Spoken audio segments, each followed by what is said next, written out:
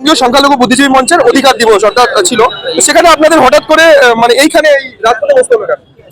আমাদের কিছু দাবি ছিলেন এসআইআর নিয়ে, যেটা নির্বাচন কমিশনারের সাথে যে এরকম ভাবে এসআইআর করা হচ্ছে, এতে পশ্চিমবাংলাবাসীরা খুব বিতস্ত হয়ে যাচ্ছে।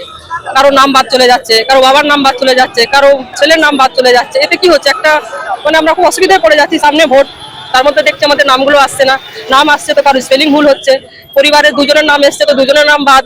তো এই নিয়ে আমরা এখানে এসআইআর ছিলাম। আপনাদের সভা চলছিল বেশ ঠিকঠাকই, তো হঠাৎ করে সভা থেকে বেরিয়ে মানে এই যে অবস্থা।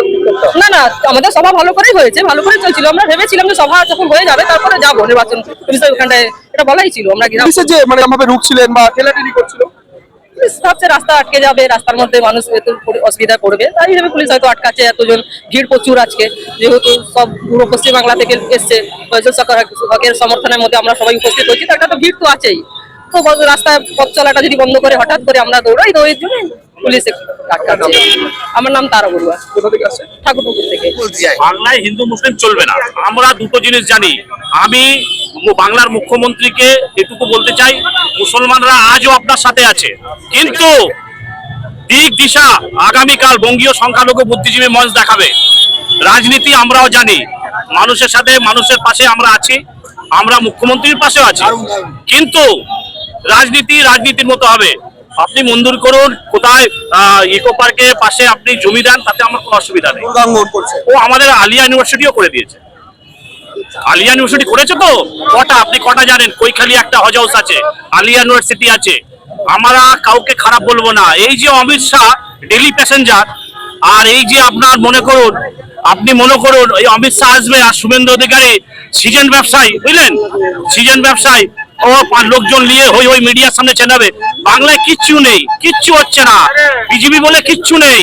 লোকসভায় দেখেছিলেন 18 থেকে 12, আমি আপনাকে বলছি ডবল ডিজিট পার করতে পারবে না বিজেপি। এসআইআর করেছে তো শুভেন্দু অধিকারী বুঝছে যে আলটিমেটলি হচ্ছেটা কি, বিজেপির সিট কমছে। আর রইল ঘটনা, যেহেতু আজকের সংখ্যালঘু দিবস, আন্তর্জাতিক সংখ্যালঘু দিবস, তো আমি রাজনীতির ব্যাপারে বেশি কিছু বলতে চাইছি না। আমি এসআইআর এর ব্যাপারে বলতে পারি, আমি ওয়াকআপ নিয়েও বলতে পারি, কিন্তু আমাদের বঙ্গীয় সংখ্যালঘু বুদ্ধিজীবী মঞ্চ, আমাদের অধ্যক্ষ অয়জুল হক সাহেব, উনি আমাদের আগামী বিধানসভা ইলেকশনের দিক দিশা ঠিক করে দেবে। আমরা সেভাবে আগাবো। আমাদের বলবে এইদিকে চলো, আমরা এইদিকে চলবো। আমাদের বলবো ডান দিকে চলো, ডান দিকে চলবো। আমরা আমাদের নেতাকে অয়জুল সাহেব, বিএসবিএম বঙ্গীয় সংখ্যালঘু বুদ্ধিজীবী মঞ্চ, আমাদের রাজনীতির ধরনটা আলাদা, এটাও বলে রাখছি। আমাদের মেম্বারশিপ হয় জানেন কি, আমাদের কোনো পার্টির ছেলেকে আমরা যখন নেবো, তাকে 6 মাস নিয়ে ঘুরি আমরা, তারপরে মেম্বার করি, তার ফটো থাকে, তার মোবাইল নাম্বার, তার অ্যাড্রেস থাকে, তারপরে আমরা ওকে মেম্বার করি। সে মেম্বার করে নিলে হবে না, আমরা কোটি ছুঁই মেম্বার, আমরা নিচের স্তরে কাজ করি। দিদি কি স্বাস্থ্যসাথী বার করছে, লক্ষ্মী ভান্ডার বার করছে, বলছে বিজেপি কে দেবো না, তাই বিজেপি যারা তারা পাবে না। ওখানে জনগণের টাকা, শোনো না, জনগণের টাকা কি কার টাকা আমি বলতে পারবো না, মানুষ নিচ্ছে তো। না, দিদি বলেছিল এসআইআর হতে দেবো না, ওয়াকআপ বিল লাগু করবো না, হয়েছে তো লাগু? শুনুন, আমি ওয়াকআপ বিল লাগু হয়েছে, এখনো দিদি বলছে, আমি থাকতে বলছেন তো।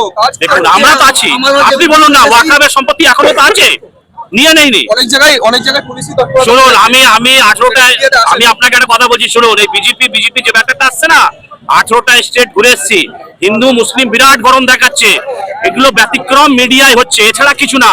বিহার, ঝাড়খণ্ড, ইউপি, উত্তরাখণ্ড, হিমাচল প্রদেশ, কাশ্মীর পর্যন্ত ঘুরে এসেছি। ফেসবুক আমার চলে যাবেন, আমার নাম হচ্ছে মোহাম্মদ সিরাজ, দেখে নেবেন। বছরে 2বার অল ইন্ডিয়া ট্যুর করি। আন্তর্জাতিক স্বীকৃতি দিবস আছে, যেটা হচ্ছে মাইনরিটি ইউএন দ্বারা স্বীকৃতি দিবস। আদৌ কি আপনাদের অধিকারকে ঠিক রাজ্য দেওয়া হবে? রাজ্য দেওয়া হবে মানে দিতে হবে। এটা বলছেন এসআইআর হতে দেবো না, সিএ হতে দেবো না, বাট সবই তো হয়ে যাচ্ছে। কবিতা হয়ে যাচ্ছে, সেইটাই তো আমাদের চিন্তার কারণ বিষয়। এই বুদ্ধিজীবী সংখ্যালঘু বুদ্ধিজীবী মঞ্চ শুধু টিএমসি, বিজেপি, সব ধরনের মানুষের এখানে এই মঞ্চ। সবাই যারা অধিকার থেকে বঞ্চিত হয়েছে, শুধু সংখ্যায় যারা লঘু তাদের জন্য নয়, সবাইয়ের জন্য এই মঞ্চ। শুধু দিদির কথায় বা অন্য কারোর কথায় নয়, তবুও আমরা জননেত্রী আমাদের রাজ্যের মমতা বন্দ্যোপাধ্যায়। আপনাদেরই পোস্টারে দেখতে পাচ্ছি একদিকে অভিষেক একদিকে মুখ্যমন্ত্রীর ছবি আছে। ওনাদের আদৌ আপনাদের সাথে আছে? ওনারাই আমাদের এই এটাকে ছবিটা এঁকে দিয়ে 2013 সালে, ঠিক আছে, ওনারা আমাদের এর মধ্যেই আছে, ঠিক আছে, ওনাদের আদর্শ সবকিছু মেনে আমরা চলছি।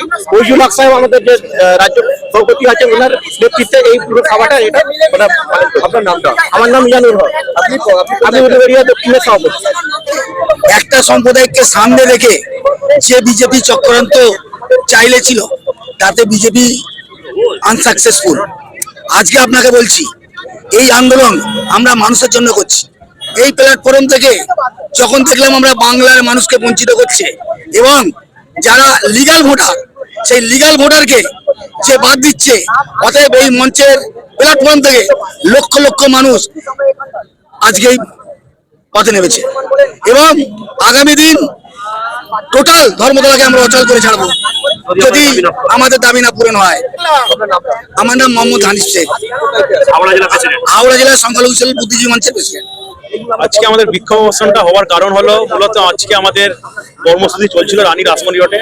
আমাদের সংখ্যালঘুদের অধিকার, পিছিয়ে পড়া মানুষের অধিকার, তার দাবিতে আমাদের এসআইআর এর নাম করে যে বিজেপি সরকারের যে নির্বাচনের কমিশনের চক্রান্ত, একটা সাম্প্রদায়িক মানুষের নাম বাদ দেওয়ার, তার বিরুদ্ধে আমাদের আন্দোলন ছিল।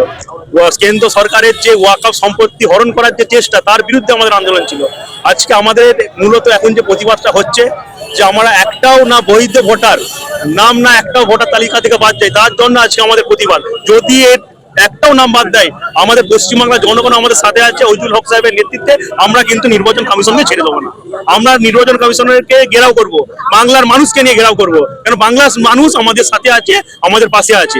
আমার নাম শেখ রোহিত হোসেন, আমি হাওড়া গ্রামীণ জেলার সভাপতি, বঙ্গীয় সংখ্যালঘু বুদ্ধিজীবী। দেখুন, আমরা যে ডিমান্ডটি সিও অফিসে গিয়েছিলাম, সিও সাহেব যথেষ্টভাবে আমাদের সঙ্গে কোঅপারেট করেছেন। আমাদের সমস্ত ডিমান্ডগুলো আধ ঘন্টা ধরে আমাদের সঙ্গে শুনেছেন সমস্ত। উনি ঊর্ধ্বতন কর্তৃপক্ষের সঙ্গে কথা বলেছেন এবং আমাদেরকে আশ্বস্ত করেছেন আমাদেরকে 15 দিন সময় দেন আপনারা। 15 দিন সময়ের মধ্যে আমরা যে ডিমান্ডগুলো আপনার করছে, ডিমান্ডগুলো আমরা ফুলফিল করে দেবো। আমরা ওনাকে এটাও জানিয়েছি, যদি 15 দিনের মধ্যে আপনাদের আমাদের ডিমান্ডগুলো আমরা ফুলফিল না করেন, তাহলে আমরা বৃহত্তর আন্দোলন করব এবং এখানকার যে সিও আছেন মনোজ আগরওয়াল সাহেবকে কমিশন থেকে বের হতে দেব না। আশ্বস্ত করেছেন আমরা 15 দিনের মধ্যে আপনাদের মেল আইডি দ্বারা পাঠিয়ে দেবো, আমরা প্রতিনিধিকে পাঠাবো এবং আপনাদের সমস্ত ডিমান্ড যেগুলো সমস্ত উনারা আলোচনা করেছেন অনেকক্ষণ ধরে, দীর্ঘক্ষণ ধরে, ওনারা বলে আমাদের ডিমান্ডগুলো ন্যায্য দাবি, ওদের স্বাভাবিকভাবে এই দাবি ওনারা মেনে নিয়েছেন। আশা করছি আজকেই ওনারা পাঠিয়ে দেবেন বলে আজকে আমরা চিফ ইলেকশন কমিশন জ্ঞানেশ কুমারের কাছে পাঠিয়ে দেবেন। জ্ঞানেশ কুমারে পাঠিয়ে দিয়ে ওনার ফিডব্যাক এলে আমাদের জানাবেন। যদি আবার বলছি, এটা ওনার মুখের কথা আমরা নিশ্চিতভাবে বিশ্বাস করছি না। আমরা যতক্ষণ ভাবে লিখিত ভাবে না পাবো, অর্ডার হিসেবে না আসবে, ততক্ষণ পর্যন্ত আমরা ওয়েট করে এবং বৃহত্তর থেকে বৃহত্তর আন্দোলন আমরা পৌঁছাবো। আশা করছি আমাদের ডিমান্ড ওনারা ফুলফিল করবেন।